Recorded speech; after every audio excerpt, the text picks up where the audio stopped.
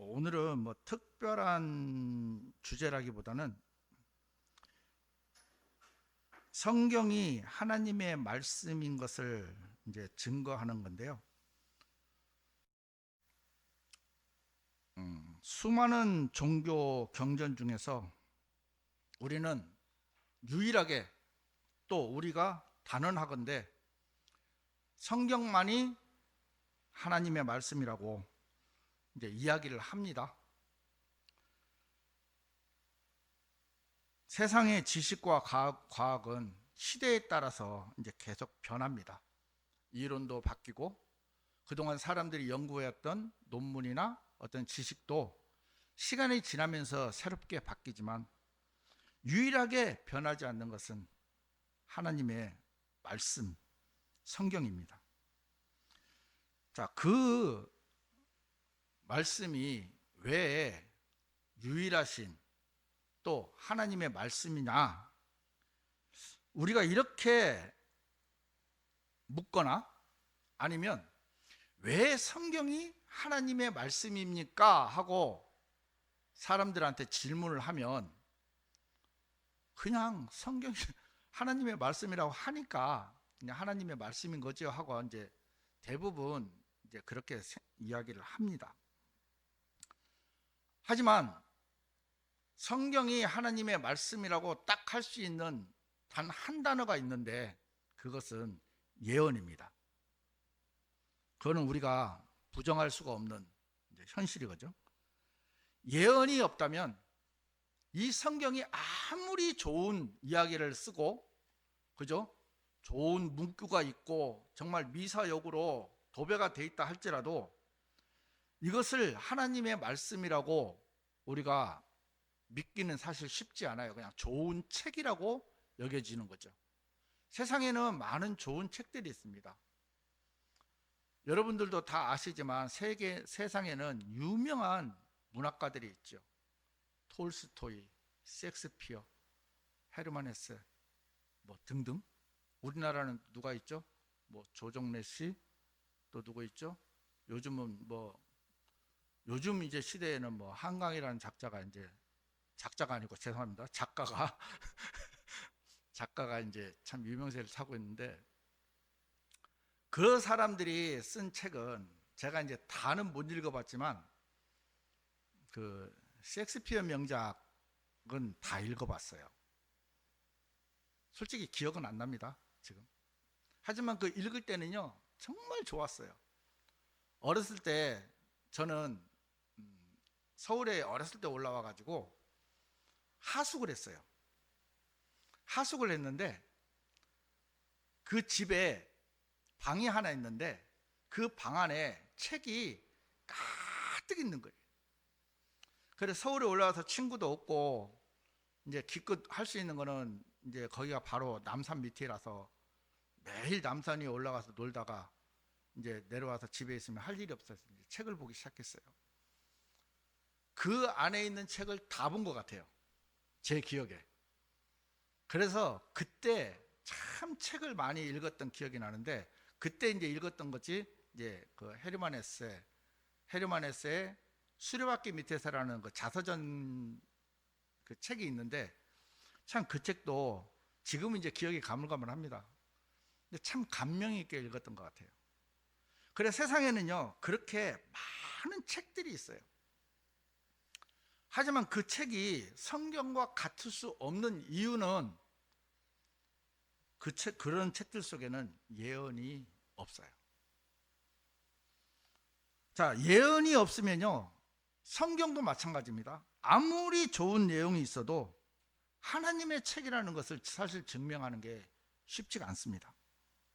하나님은 역사라는 무대 위에서 그 미리 역사 속에서 미리 계획을 선포하시고요. 미리 선포하셨어요. 그것도 뭐 한 3일 전이나 아니면 한 달 전에 이렇게 예언을 하신 게 아니고 수천 년 전에 그것을 미리 예언을 하시고 선포를 했어요. 그러니까 사탄이나 일반 신들은 상상을 할 수가 없는 거예요. 뭐 노스트라다무스가 뭐 예언을 이렇게 해서 많이 맞았다고 하는데 그 정도 예언은 저도 다는 모르지만 반은 맞출 수 있겠더라고요. 그런 거 말고요. 두루뭉술하게 어느 시대에 어떤 사건이 일어날 것이다, 이런 거는요 웬만하면 다 예측이 돼요. 앞으로 제가 예언을 하나 해볼까요? 세계에서 전쟁은 끊이질 않습니다. 그리고 앞으로 비행기가 1년이든 2년이든 간에 어느 시점에 비행기가 폭파될 겁니다. 뭐 이런 예언을 할 수 있어요. 하지만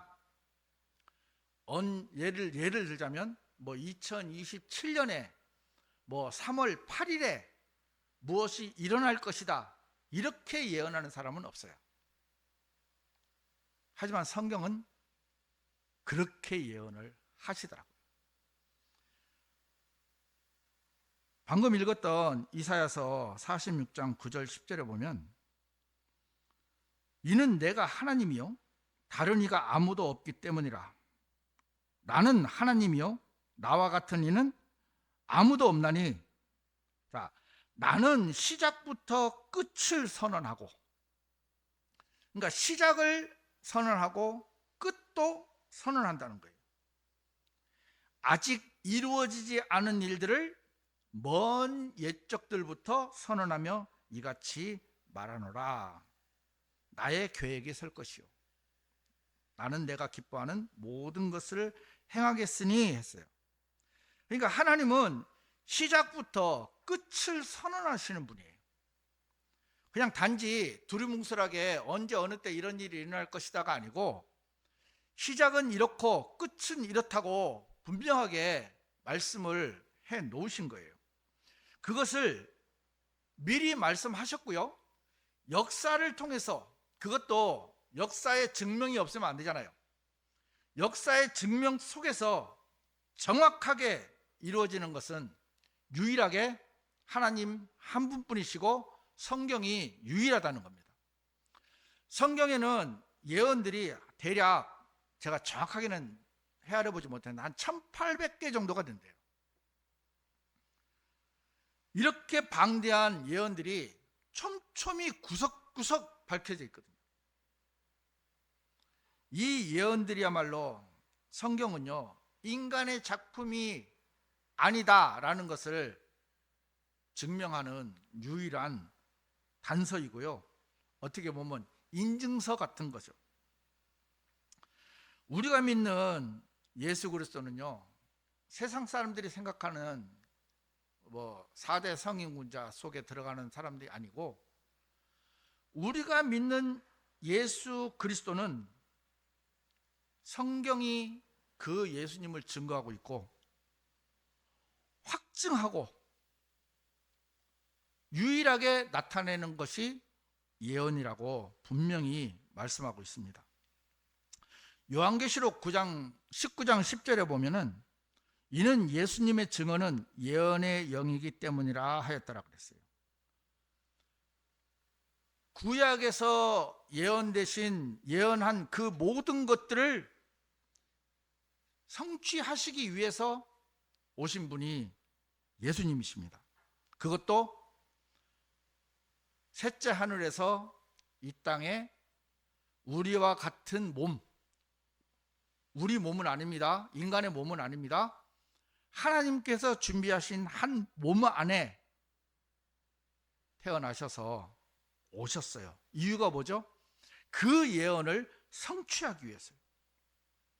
그분의 탄생부터 죽음, 또 유년 시절 행복까지 그분이 태어나서 걸어갔던 그 모든 것들이 그 성경 구약 안에 하나하나 세밀하게 기록이 되어져 있고, 우연히 예수님께서 그 길을 가신 것이 아니고 인류 역사 전체를 관통한 하나님의 철두철미한 계획이었다는 것입니다. 자, 우리가 단순히 다 알고 있는 메시아의 탄생을 보면 이 탄생지가 미가 선지자가 예수님이 오시기 무려 수백 년 전에, 뭐 1년도 아닙니다. 한 달도 아니고요. 뭐 10년도 아닙니다. 수백 년 전에 그분이 태어날 아주 작은 마을을 정확하게 지목을 했어요. 자, 미가서 5장 2절을 보면, 그러나 너 베들레헴 에프라타야, 너는 유다의 수천 가운데서 작을지라도 실로 너에게서 이스라엘 가운데서 통치자가 될 자가 나에게 나오리라. 그의 나아감들은 옛적부터 곧 영원부터 있어 왔느니라. 수백 년 전에 어디서? 베들레헴에서. 다 정확하게. 여러분, 성경 저자는 성령님이시고 그것을 기록한 사람은 대략 한 42명이라는 걸 알잖아요. 수십 명의 사람들이 수천 년에 걸쳐서 기록한 성경입니다. 그 사람들이 짝을 맞추기도 쉽지 않고요. 또 처음부터 창세기부터 우리 말라기까지 순서대로 기록된 것도 아니잖아요. 그래서 맞출 수도 없어요. 또 시대도 달라요. 나라도 달라요. 그렇게 수십 명의 사람들이 수천 년에 걸쳐서 기록을 해왔는데 정확하게 베들레헴이라고 미가서 5장 2절에는 기록을 해놨습니다. 자, 이뿐만이 아니고요. 하나님께서는 헤롯이 예수님을 죽이려고 하는 것까지 아시고 메시아가 이집트로 피난을 갈 것과 또 다시 돌아와서 나사렛이라는 동네에서 자라실 것까지 구체적으로 예언하셨고 성경은 이것을 그대로 성취를 합니다. 자, 호세아서 11장 1절에 보면 이스라엘이 아이였던 그때 나는 그를 사랑하였고 나의 아들을 이집트에서 불러내었노라. 자, 마태복음 2장 23절에 보면 그리하여 그가 나사렛이라 불리는 도시로 와서 거하였으니 예언자들을 통하여 그가 나사렛인으로 불리게 되리라 하고 언급된 것이 성취되게 하려 함이라. 이렇게. 자, 베들레헴에서 태어나서 이집트로 피난을 가고 다시 나사렛으로 돌아와 자라나는 이 동선을, 그렇죠, 누가 이렇게 짤 수 있을까요? 이거는 예수님의 그 육신적인 부모도 짤 수도 없고요. 아무도 이 동선은 짤 수가 없어요. 누가? 하나님께서 짜놓은 동선을 그대로 성취하기 위해서 예수님은 그렇게 움직이셨고 또 그렇게 가야 되기 때문에 헤롯의 마음을 완악하게 해서 예수님을 죽이고 싶은 마음도 생기게 만드는 것이거든요. 무엇을 위해서? 예언을 성취하기 위해서. 수백 년의 시차를 두고 기록된 이 예언들이 모두 역사를, 우리 히스토리라 하잖아요. 역사를. 히스토리, 그의 역사. 그렇죠? 뭐죠? 예수 그리스도의 역사. 그러니까 어쩌면 이 세상의 역사는 이 세상 사람들의 역사도 되겠지만 근본적인 것은 예수님의 역사다. 이 세상의 모든 것은 예수님의 역사다. 이렇게 보시면 되는 것입니다. 자, 그런데요, 예수님이 태어날 곳도 예언이 돼 있고 예수님이 이집트로 갈 것과 다시 나사렛으로 돌아와서 이제 사실 것도 예언하셨는데, 더 놀라운 거는 예수님께서 십자가에서 처형이 될 것을 이미 기록을 했는데, 자, 보세요. 시편 22편 16절에 보면, 우리 이거 다 같이 한번 읽어보겠습니다. 이는 개들이 저를 둘러쌌기 때문이니이다.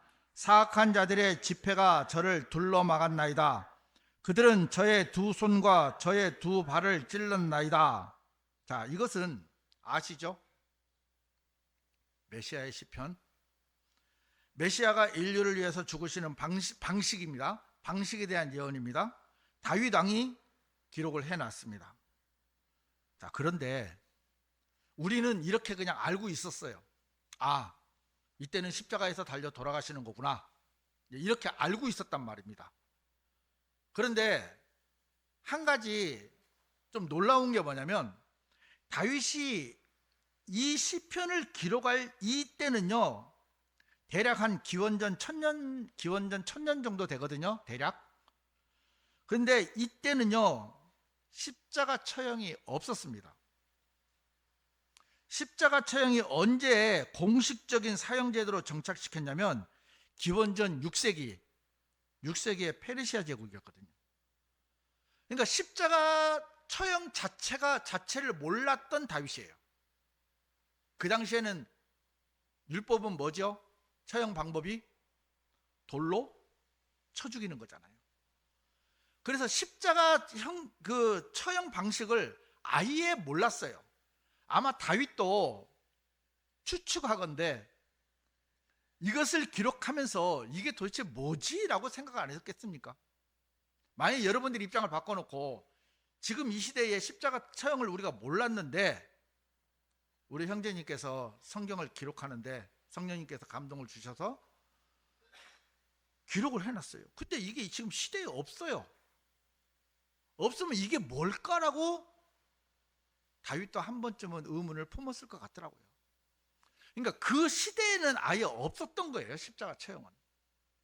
그런데도 하나님께서는 앞으로 이렇게 될 거야 하고 미리 이 시편을 쓰게 하셨다는 겁니다. 참 제가 이걸 보면서 저는 예전에 제가 성경을 어떻게 봤냐면 그냥 성경 그냥 하나님의 말씀, 사람들이 하나님의 말씀이라고 하니까 하나님 말씀, 그리고 또 어느 분이 저한테 이런 얘기를 했어요. 제가 이제 무슨 구절인지 모르지만 질문을 하니까 이렇게 얘기를 해주시더라고요. 그때는 그 시대 언어하고 지금 언어하고 달라. 그러니까 그때는 그게 맞고 지금은 그게 아니고 이런 거야. 이렇게 얘기를 한 걸 제가 들었거든요. 그래서 그런가 보다 했어요. 그러니까 쉽게 말하면 뭐냐면 하나님이 그 당시 언어로만 기록을 했지 이 시대 언어는 몰랐으니까. 듣는 여러분들은 다 웃기지만 그게 사실인 줄 알았다니까요. 우리는 성경을 그렇게 배웠어요. 성경이 정말 두렵고 떨리는 하나님의 말씀이 아니고 하나님이 시대를 잘 몰라서 그렇게 기록을 해 놓은 거야. 우리는 그렇게 배웠고 그렇게 알았기 때문에 성경 말씀이 하나님의 말씀이고 권능이 있고 파괴력이 있다고 해도 우리는 시덥지 않게 넘길 때가 참 많았어요. 만약에 제가 구원을 받기 전에 이 성경을 한번 물어봤으면 사람들이 어떤 대답을 했을까 참 궁금하기도 합니다. 우리는 하나님을 너무 좀 뭐라고 이게 제가 표현을 할지 모르겠지만 좀 쉽게 생각한다는 마음이 있어요. 하나님은 절대로 그렇지 않습니다. 존재하지도 않았던 그 십자가 처형을 수백 년 전에 미리 예언을 하셨어요. 이렇게 될 것이고 예수님이 이렇게 십자가 처형을 받을 것이라고 하는 것은 우리가 생각할 때 그렇구나 하고 할 게 아니고 이걸 굉장히 두렵고 떨리는 마음으로 받아야 된다는 거예요. 이렇게 하나님은 무서운 분이시거든요. 사지가 나무에 박혀 돌아가신다는 것은 이게 참 인간으로 생각할 때는 어떻게 보면 가장 비참한 죽음이잖아요. 우리 죄를 하나님이 그렇게 싫어하셨구나라는 마음도 들어요. 그냥 아이고 내가 너네 죄 없는 걸로 해줄게 이렇게 하셔도 되잖아요. 그렇게 하셔도 되지만 하나님은 공의로우신 하나님이라는 것이 여기서 증명이 되는 거예요. 그러니까 죄에 대한 해결은 어느 누구도 예외가 없는 거예요. 단순한 복음 같지만 우리가 그러잖아요. 복음을 전하거나 선포할 때 예수님께서 우리의 모든 죄를 십자가에 다 해결해 놓으셨습니다 하고 말은 하지만 쉽게 합니다. 또 쉽게 받아들이고요. 하지만 이 과정을 보면 사람도 십자가 처형은 가장 비참한 죽음이거든요. 그런데 이 말씀을 누가 썼습니까? 이 말씀을 누가 썼습니까? 하나님이 쓰셨잖아요. 말씀이신 하나님이 직접 쓰신 거예요. 쓰고 싶겠습니까? 안 쓰고 싶었을 것 같아요. 기도하셨잖아요. 할 수만 있으면 피하고 싶다고. 그런데도 하나님은 예외를 두지 않으시더라고요. 당신이 말씀을 직접 쓰시면서, 참 제가 이 표현이 안 됩니다. 직접 쓰셨어요. 직접. 그러면서 내가 맞잖아요. 내가 저의 두 손과 저의 두 발. 이거 다윗이 아니잖아요. 성경을 쓰시면서 기록하시면서 내가 이렇게 죽을 걸 안다는 것이 얼마나 여러분 그것도 죽을 수 없는 분이 죽으시는 거잖아요. 그런데도 우리는 십자가의 죽음을 너무 우습게 한다는 겁니다. 참 우리가 이런 부분들을 보면 참 회개해야 됩니다. 세상은요, 오늘도 자신들의 철학, 지식, 과학 이론이 대단한 줄 알아요. 그래서 성경을 그냥 우리 당군신화 여기듯이, 아니면 불경 보듯이, 아니면 삼국지 보듯이 이렇게 생각하는 사람들이 정말 많다는 겁니다. 아까도 무슨 교제를 하다가 그런 얘기를 했지만 세상의 지식은요 계속 업데이트가 돼요. 우리가 컴퓨터를 써도 윈도우 계속 업데이트 되죠. 무슨 지식이요 하나가 고정이 돼서 평생을 가는 게 없고 영원히 가는 게 없어요. 하지만 성경은 업데이트가 안 됩니다. 이렇게 말하면 어떤 분들 꼭 이렇게 말합니다. 성경 업데이트 되잖아, 수정하잖아, 고치잖아. 그건 업데이트가 아닙니다. 업데이트라고 하는 것은 기존의 내용을 바꾸는 거예요. 기능을 바꾸는 거예요. 좀 더 나은 걸로 바꾸는 거예요. 성경은 업데이트가 되지 않습니다. 왜? 완벽하니까요. 아멘 되십니까? 완벽하기 때문에 단지 언어의 쓰임새에 따라서 조금씩 바꿀 수는 있어요. 에베소서 2장 8절 9절 여기 보면 아마 여러분들이 보는 성경은 행위라고 합니다. 그렇죠? 그런데 제가 그 하루 한 말씀 녹음을 하잖아요. 보셨죠? 그걸 녹음을 하다 보니까 어떤 성경에는 행위가 돼 있고요, 어떤 성경에는 행위들이 돼 있더라고요. 그래서 영어 성경을 찾아봤어요. 그랬더만 행위들이 맞더라고요. 그건 바뀌었어요 이제. 그래서 여러분들이 갖고 계신 거는 아마 제가 볼 때는 행위라고 돼 있을 겁니다. 자, 요렇게 이제 그 부분들이 쓰임새가 바뀌는 것이에요. 이건 업데이트가 아니에요. 수정이에요. 성경은 완벽하신 하나님이 기록을 해 놓으셨기 때문에 업데이트가 될 수도 없고요, 처음부터 끝까지 완벽합니다. 이거를 우리는요 확실하게 믿으셔야 돼요. 이거를 믿지 않으니까 하나님을 못 믿는 거, 안 믿는 거예요. 저한테 설명해 줬던 사람처럼 하나님이 시대적인 착오가 생겼다는 거지. 하나님을 그런 분으로 알고 계세요. 2000년 전에 기록한 거하고 지금하고 다르잖아. 어떻게 말이 같을 수가 있어. 이렇게 설명해 준 사람 마음속에는 하나님은 시대 구별을 못하는 하나님으로 되어 있는 거예요. 하지만 우리가 알고 있는 하나님은 어떤 분이십니까? 완벽하신. 하나님은 갈라디아서 뭐라고 하냐면 농락당하지 않는다고 하셨어요. 우리가 어떤 말들로 하나님을 바꿔서 말을 하길 원해도 하나님은 그 속에 중심을 보시고 농락당하지 않으십니다. 마찬가지입니다. 우리가 어떤 아무리 내 입으로 좋은 신앙의 말을 한다 할지라도 내 속이 썩어 있으면 하나님은 내 썩은 속을 보지 내 입에서 나오는 말을 보지 않아요.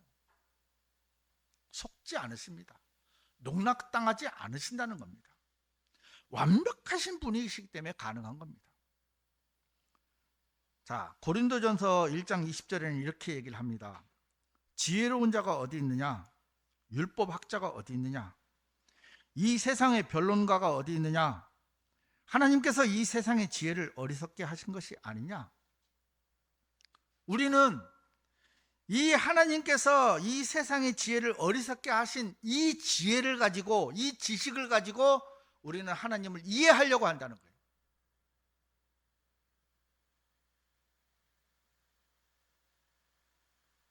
아무리 똑똑하고 아무리 유능하다 하더라도 하나님의 영이 내 안에 계시지 않으면 우리는 성경을 이해할 수가 없습니다. 유일하게 성경을 이해하고 그 성경을 올바르게 받아들일 수 있는 것은 내가 아니라는 거예요. 내 속에 계신 성령님께서 그것을 이해하게 나를 돕고 계시는 거예요. 사람들은 착각을 한다는 거예요. 아까도 그런 교제를 했습니다. 서울대 수석 졸업한 사람하고 그 사람이 지식이 굉장히 높잖아요. 하지만 이 사람이 지식이 높다고 인성까지 좋은 건 아니잖아요. 내가 세상에 지식이 많다 해도 여러분 하나님의 교회나 신천지에 보면 20, 30대 똑똑한 사람들이 굉장히 많이 있습니다. 자, 그 사람들이 바로 이 고린도서 1장 20절을 제대로 안다면 그 사람들은 하나님 앞에 돌아올 겁니다. 하나님께서 이 세상의 지혜를 어리석게 하신 것이 아니냐. 그들은 자기의 지혜와 지식으로 하나님을 이해하려고 하니까 하나님께서 가려버리시는 거예요. 고린도서 1장 25절에 보면 이는 하나님의 어리석음이 사람들보다 더 지혜로우며 하나님의 약함이 사람들보다 더 강하기 때문이라. 자, 이 말씀을 그대로 적용하면 우리는 여기 있는 사람들은 전부 어리석은 사람들. 세상적으로 볼 때. 그들이 볼 때 우리를 볼 때 얼마나 삐리하게 보겠습니까? 저 사람 몇 대도 않는 곳에서 저렇게 예배를 드리고 있나? 우리는 이렇게 거창하게 예배를 드리고 있는데 그들이 한번 집회를 하면요 정말 공설 운동장 그 상단까지 사람들이 꽉 차더라고요. 하지만 하나님은 분명하게 말씀하고 계십니다. 하나님의 어리석음, 하나님은 어리석지 않습니다. 근데 하물며 하나님의 어리석다고 생각하는 그것도 사람들보다 지혜롭고요, 하나님의 약함이 사람들보다 더 강하다고 성경은 우리에게 기록을 해놓고 있습니다. 우리가 세상의 통치자들이나 지식인들 앞에서 전혀 눈치를 보거나 두려워할 필요가 없는 것은 우리는 올바른 하나님의 말씀과 올바른 믿음을 가지고 있기 때문에 그 주권자이신 하나님이 우리를 지키고 계시다는 믿음이 있다면 우리는 세상에서 기죽을 필요가 없습니다. 자, 이 피터 스토너라는 교수가 있습니다. 이 교수가 이제 아까도 말씀드렸지만 성경에 1800개 정도의 이제 그 정도 예언이 있다고 했는데 이제 통계를 한번 내봤대요. 여기 보면 1단계 8개의 예언이 한 사람에게 성취될 확률, 한 사람 8개입니다. 예언이 이게 10경분의 1입니다. 1, 10, 100, 1000만, 10만, 100만, 1000만, 억, 10억, 100억, 1000억, 조, 10조, 100조, 1000조 경, 그 경을 10번 한 것과 그 10경분의 1 확률이, 자, 이게 뭐냐면 이 밑에 보면 시각적 비율이라고 되어 있는데 미국 텍사스주 전체 한 주거든요. 이게 우리나라 남북한의 한 3배 된답니다. 땅이. 그 땅에 그 동전, 은전을 60cm 정도 높이로 그 땅 전체를 다 놓고요, 쌓고. 이 확률 게임입니다. 또 이거 갖고 또 진짜 해볼 사람 없겠죠. 그 중에 딱 은전 하나에만 이제 표시를 하고요. 사람한테 눈을 가리고 나서 다니다가 딱 동전 하나를 집는데 그 동전을 집을 확률이랍니다. 이해되세요? 그것도 8개 예언, 8개.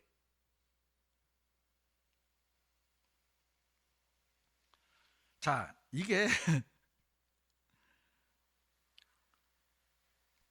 제가 이거를 저도 한번 쉬어봤거든요. 쉬어보니까 10경 맞더라고요. 그런데 이게 비단 8개만. 그죠? 그런데 2단계. 이제 한 48개 정도 예언이 한 사람에게 성취될 확률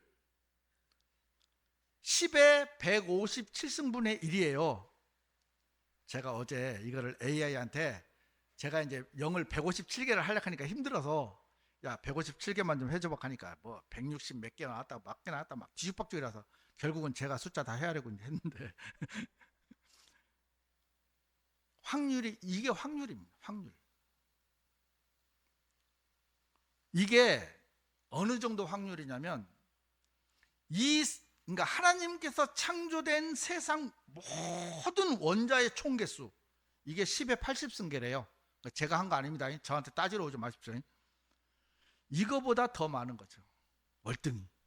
이거는 또 그 교수님한테 찾아가든지 또 말도 안 되는 소리라고 또 저한테 하지 마시고, 이거는 그냥 제가 예를 들어드리는 거예요. 이 정도로 예수님에게 48개 예언이 한 사람에게 일어날 수 있는 확률이, 이거는 불가능이다.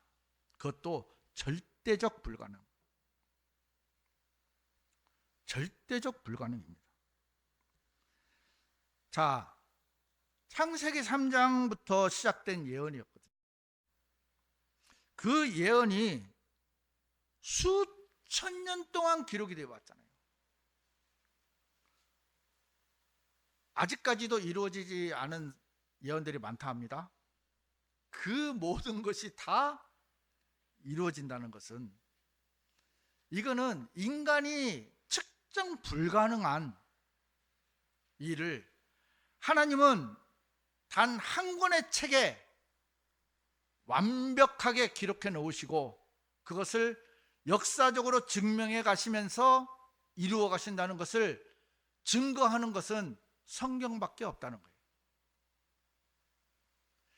이래서 우리는 이 성경이 살아있는 하나님의 말씀이라고 믿을 수 있는 거지, 아까 말씀드렸던 것처럼 셰익스피어나 헤르만 헤세나 톨스토이나 뭐 한강 작가나 뭐 조정래 그 작가님이나 뭐 유명한 작가들이 써놓은 글과 같지 않다는 걸 증명하는 유일한 것은 두 글자, 예언입니다. 우리는 이 사실을 잊지 마셔야 하고요.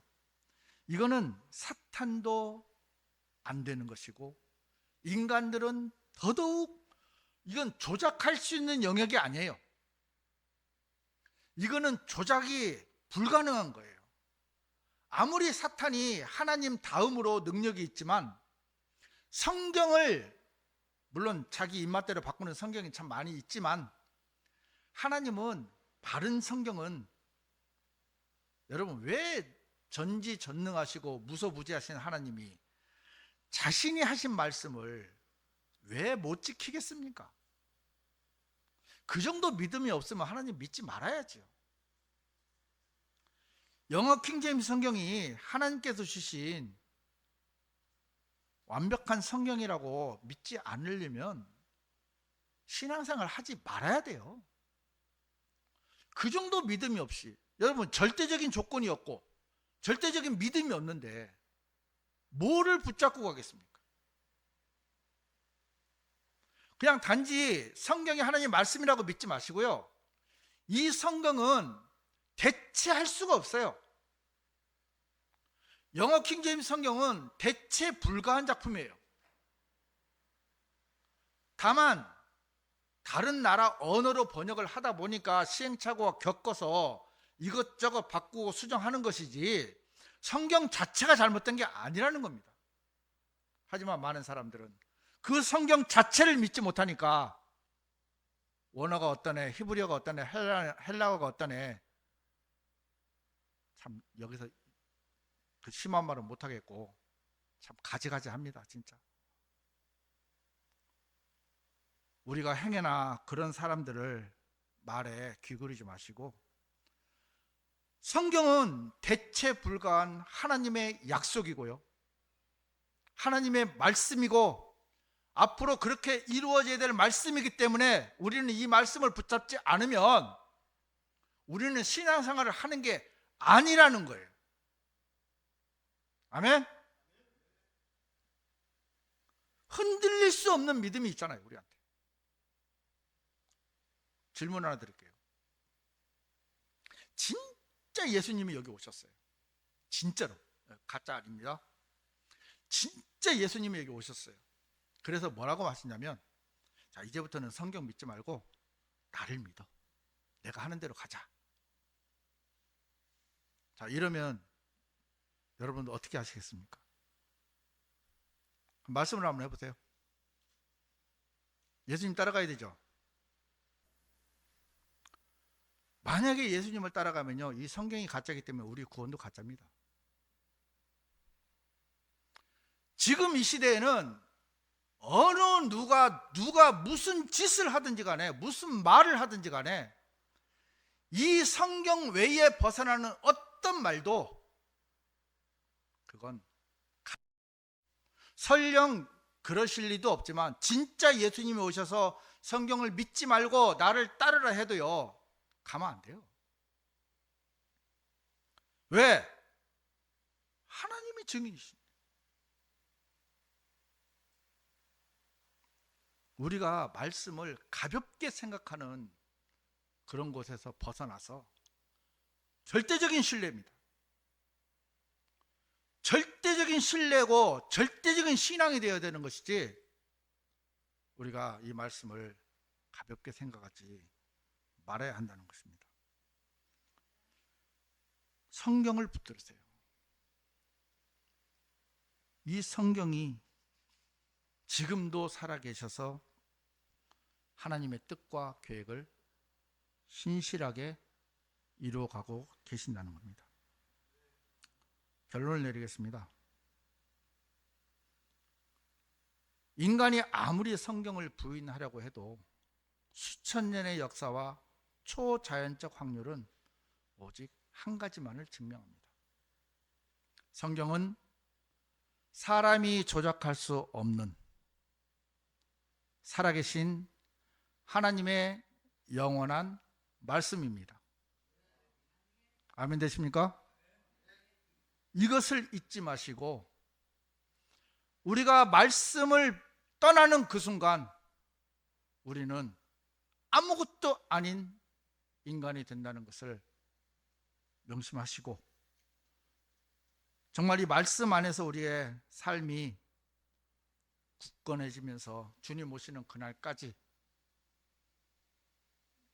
제가 얘기했잖아요, 좀 덜 부끄럽게, 그죠?